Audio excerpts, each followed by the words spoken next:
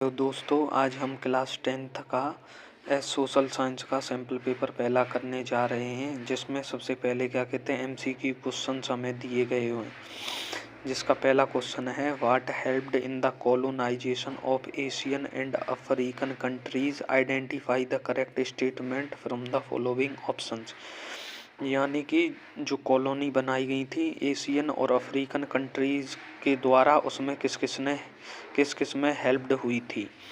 पहला ऑप्शन है हमारा intergovernmental policies for the expansion of trade. Second option है government invite to the mother countries for expansion. तीसरा option है technology investment and the improvement in transport. और चौथा option है capitalist of these regions wanted to trade with the colonial powers. तो इसका answer है हमारा सी ऑप्शन सही, जिसमें टेक्नोलॉजी और इन्वेस्टमेंट और इम्प्रूवमेंट हुआ था ट्रांसपोर्ट में।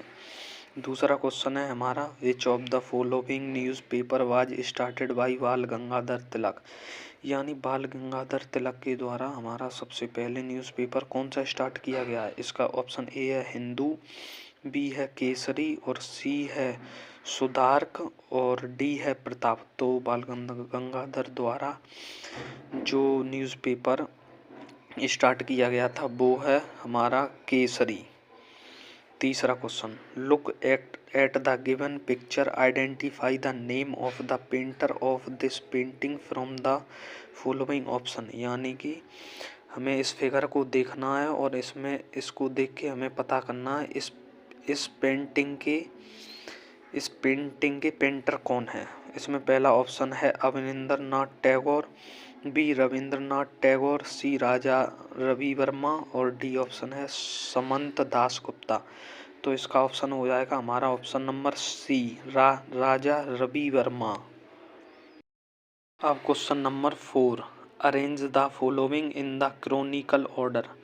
इन्हें क्या कहते हैं, सबको number by number Chronicle order में लिखना है। तो पहला ऑप्शन है हमारा print culture created the condition for the French revolution. यानी प्रिंट कल्चर था, उसने क्या कहते हैं हमारे फ्रेंच रिवॉल्यूशन के लिए कंडीशन बनाई थी। दूसरा Martin Luther writings led to the beginning of the Protestant Reformation. यानी मार्टिन लूथर थे, उन्होंने हमारे जो प्रोटेस्ट रिफॉर्मेशन की शुरुआत की थी। तीसरा मैनोचियो रिट्रीटमेंट द मैसेज ऑफ बाइबल। यानी कि जो मैनेचियो रिट्रीटमेंट थे, उन्होंने मैसेज दिया था बाइबल का। चौथा John Gutenberg invented the printing press. और जॉन गटनबर्ग ने प्रिंटिंग प्रेस का इन्वेंटर किया था। इसके ऑप्शन है सबसे पहले 3, 4, सेकंड और 1 एंड 4। बी वाला ऑप्शन है first, second, third and fourth. C option है हमारा fourth, third, second and first. और इसका डी ऑप्शन है fourth, second, third and first. तो इसका आंसर हो जाएगा ऑप्शन नंबर 4। यानी सबसे पहले जॉन गुटनबर्ग ने इन्वेंटेड किया था प्रिंटिंग प्रेस का। उसके बाद दूसरा मार्टिन ल्यूथर ने राइटिंग किसके अगेंस्ट, प्रोटेस्ट रिफॉर्मेशन के अगेंस्ट राइटिंग की शुरुआत की थी। उसके बाद आएगा तीसरा Menocchio retreatment the message of the Bible. और जो मैनेचियो रिट्रीटमेंट था, उसने मैसेज दिया था बाइबल का। फिर उसके बाद आएगा फर्स्ट प्रिंट कल्चर की शुरुआत की गई थी किसके द्वारा, फ्रेंच रिवॉल्यूशन के द्वारा। अब क्वेश्चन नंबर 5 है हमारा। इसमें क्या करना है, identify the crop with the help of the following information. In following information के हिसाब से हमें क्रॉप्स की इन्फॉर्मेशन निकालनी है। पहला ऑप्शन है it is a crop which is used both as food and fodder. यानी कि यह एक ऐसी क्रॉप है जो कि खाने में और भूसा बनाने में यूज की जाती है। अब सेकंड पॉइंट हम देखेंगे, it is a kharif crop which produce a temperature between 21 degree Celsius and 27 degree Celsius. यानी यह एक खरीफ क्रॉप होनी चाहिए जिसका टेम्परेचर 21 डिग्री सेल्सियस से 27 डिग्री सेल्सियस होना चाहिए। तीसरा it grows well in old alluvial soil, यह अच्छे से पुरानी जो एल्यूवियल सॉइल होती है उसमें अच्छे से ग्रो करना चाहिए। और चौथा पॉइंट है use of modern inputs have contributed to the increasing production of the crops. इसके ऑप्शंस क्या क्या हैं, व्हीट है, मेज है, राइस है एंड शुगर केन है। तो इसका आंसर हो जाएगा मेज, मक्का। यानी कि जो मेज होती है हमारी, जिसे उसका टेम्परेचर 21 डिग्री सेल्सियस से 27 डिग्री सेल्सियस होता है और यह क्या कहते हैं फूड और फॉडर दोनों में प्रयोग होती है। नेक्स्ट क्वेश्चन है हमारा विच of the following description of the forest is not correct.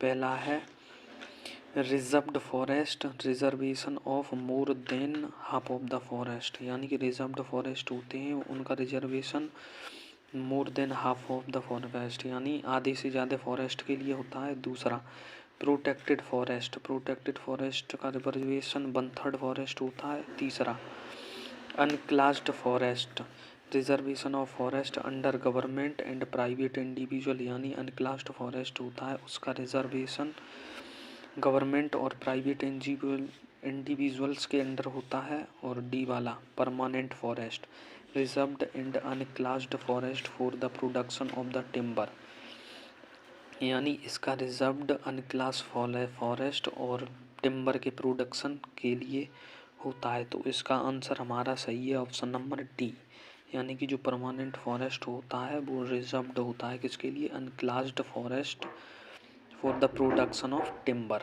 अब question number 7 match the following. Column number A renewable resources, उधर है फॉरेस्ट एंड वाइल्ड लाइफ।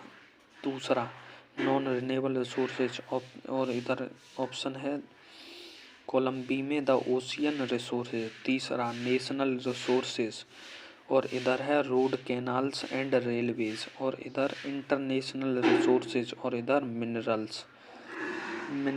तो हमारा ये कौन सा सही होगा, पहला वाला होगा, वो उसकी मैचिंग होगी फोर्थ वाले से, पहले वाले की मैचिंग होगी फोर्थ वाले से, दूसरे वाले की होगी फर्स्ट वाले से और सी वाले की होगी थर्ड वाले की जो मैचिंग होगी वो सीधी होगी रोड्स कैनाल एंड रोडवेज से और डी वाले की जो मैचिंग होगी वो होगी सेकंड वाले से। अब कौन सा वाला का ऑप्शन सही है, ऑप्शन हमारा सी जो है वो करेक्ट होगा और सी वाले ऑप्शन में फोर्थ दो जगह लिखा है लेकिन यहाँ थर्ड होगा, थर्ड वाला ऑप्शन सी में थर्ड होगा। अब next question consider the following statement regarding power sharing arrangement in Belgium and identify the incorrect one from the following, यानी कि जो पावर शेयरिंग अरेंजमेंट था किसमें, बेल्जियम में था, उसके स्टेटमेंट नीचे दिए हुए हैं, उनमें से कौन सा स्टेटमेंट सही है उस पर हमें टिक करना है। ए ऑप्शन है equal number of the member from the Dutch and French community in the central government, यानी डच और फ्रेंच कम्युनिटी में बराबर इक्वल नंबर था मेंबर का। दूसरा separate government for Brussels with equal representation of communities, यानी कि जो अलग अलग गवर्नमेंट्स थीं ब्रसल्स के लिए वो बराबर रिप्रेजेंट कर रही थी कम्युनिटीज़। सी ऑप्शन क्या है, the state government to be subordinate to the central government, और जो स्टेट गवर्नमेंट थी वो सबऑर्डिनेट थी सेंट्रल गवर्नमेंट्स के लिए। और डी ऑप्शन कौन सा है, community government elected by the people belonging to the one language community, यानी कि जो कम्युनिटी गवर्नमेंट थी वो केवल उन लोगों के लिए बिलोंग कर रही थी जो कि केवल एक लैंग्वेज यूज करती थी। इसका ऑप्शन हो जाएगा ऑप्शन नंबर सी, जो स्टेट गवर्नमेंट थी वो सबऑर्डिनेट थी किसके लिए, सेंट्रल गवर्नमेंट के लिए। Question number 9 which of the following subject comes under the legislation of centre and state in India, ऐसी कौन सा सब्जेक्ट्स है जो कि legislation of centre, legislation centre की लेजिस्लेशन और स्टेट लेजिस्लेशन के स्टेट लेजिस्लेशन इन इंडिया के अंडर आता है? तो फर्स्ट ऑप्शन है एजुकेशन, दूसरा है फॉरेस्ट, सी ऑप्शन है बैंकिंग और डी ऑप्शन है ट्रेड। तो इसमें क्या कहते हैं, हमारा जो ऑप्शन करेक्ट होगा वो होगा ऑप्शन नंबर ए, एजुकेशन। यानी एजुकेशन हमारी सेंट्रल लेजिस्लेशन ऑफ सेंटर और स्टेट दोनों के अंडर आती है। Question number 10, which of the following statement is true regarding feminist movement? यानी कि कौन सा स्टेटमेंट फेमिनिस्ट मूवमेंट के अगेंस्ट ट्रू है, इसमें से कौन सा ट्रू है? First option, a group which favours giving more power to working women at the rural and urban areas. यानी कि जो ग्रुप फेवर्स कर रहा था मोर पावर्स वर्किंग वुमेन, जो काम कर रही थी महिला, और रूरल और अर्बन लेवल पर। बी ऑप्शन है a movement that believes in giving exclusive right to female in urban areas. और जो मूवमेंट जो बिलीव करता था किसमें, right to right to freedom in urban areas में राइट टू फ्रीडम के लिए। तीसरा ऑप्शन है radical women's movement aimed at equality in personal and the family life as well. यानी कि जो रेडिकल वुमेन्स थी, मूवमेंट था वो सबके लिए बराबर था, पर्सनल और फैमिली लाइफ में वुमेन्स का मूवमेंट था वो सबके लिए बराबर था। It is the practice of placing a feminine and masculine point of the view in decision making. तो इसमें option C is correct. Question number 11 matching है, इसमें से कौन सा पेयर करेक्ट है? फर्स्ट ऑप्शन है भारतीय जनता पार्टी किसके, नेशनल डेमोक्रेटिक अलायंस के साथ, Congress party left front, communist party of India regional party, Mizo national front United progressive alliance. तो इसमें क्या कहते हैं, हमारा जो ऑप्शन सही होगा वो होगा फर्स्ट, क्योंकि जो भारतीय जनता पार्टी होती है वो नेशनल डेमोक्रेटिक अलायंस है। नेक्स्ट क्वेश्चन नंबर 12, ये हमारा असर्शन रीजन का क्वेश्चन है। There are the two statement marked as the assertion and reason, mark your answer as per the codes provided below. First, democracy is an accountable responsive and legitimative government. यानी कि जो democracy है वो accountable, responsible और लेजिटिमेटिव government है। और दूसरी इसका रीज़न क्या है, democracy have regular free and fair election and decision making is based on norms and procedure. तो इसके आंसर्स में क्या क्या दिया हुआ है, both A and assertion and reason are true and reason is the correct explanation of assertion. और इसका जो बी पार्ट है उसमें दिया है both assertion and reason are true but reason is not the correct explanation of assertion. C option क्या है, assertion is true but reason is false. और डी ऑप्शन क्या दिया है हमें, assertion is false but reason is true. तो इसका जो आंसर करेक्ट होगा वो हमारा होगा ए ऑप्शन, क्योंकि इसमें असर्शन और रीजन ये दोनों हमें जो गिवन है वो दोनों के दोनों सही हैं। और जो रीज़न है वो करेक्ट एक्सप्लेनेशन किसका है, असर्शन का। ठीक, question number 13 next question, which of the following religions was protected and fostered by the Sri Lankans in their constitution.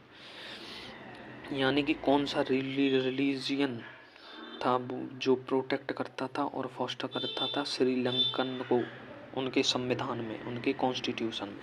तो फर्स्ट ऑप्शन है क्रिश्चियनिटी, दूसरा है हिंदुज़्म, तीसरा है बुद्धिज़्म और चौथा है इस्लाम। तो इसका आंसर हो जाएगा बुद्धिज़्म।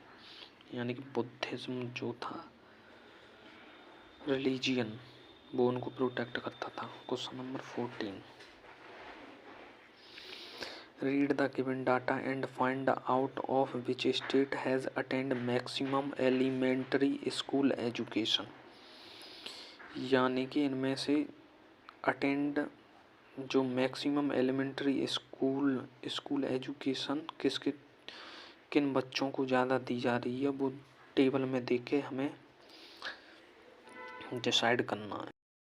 फर्स्ट जो ऑप्शन दिया है उसमें क्या है, हरियाणा की पर कैपिटा इनकम कितनी है, 2,36,147।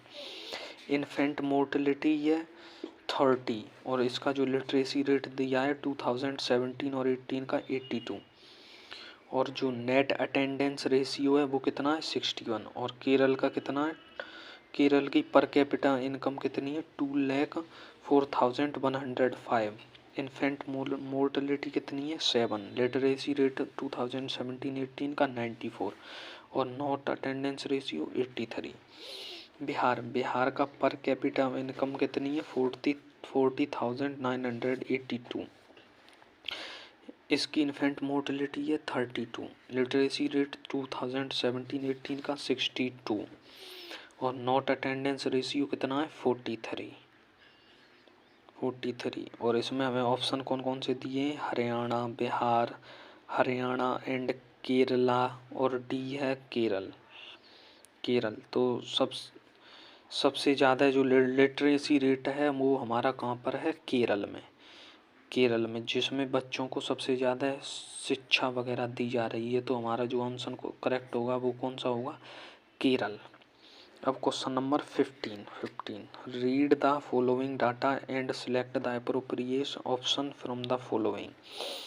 Literacy rate for rural population, इसमें मेल की कितनी है 76%, फीमेल की 54% और literacy rate rural children in age group 10 से 14 ईयर्स के, यानी जो लिटरेसी रेट 10 से 14 साल के बच्चों का कितना है, जिसमें मेल है 90% और फीमेल कितने 87% और percentage of the rural children aged 10 to 14 attending school, उसमें हमें फाइंड करना है मेल का और फीमेल का।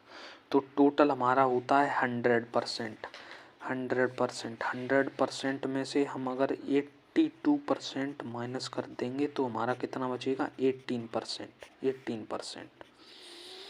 18% कौन सा ऑप्शन है, फर्स्ट है 81%, सेकंड है 61%, सी ऑप्शन है 69%, डी ऑप्शन है 18%।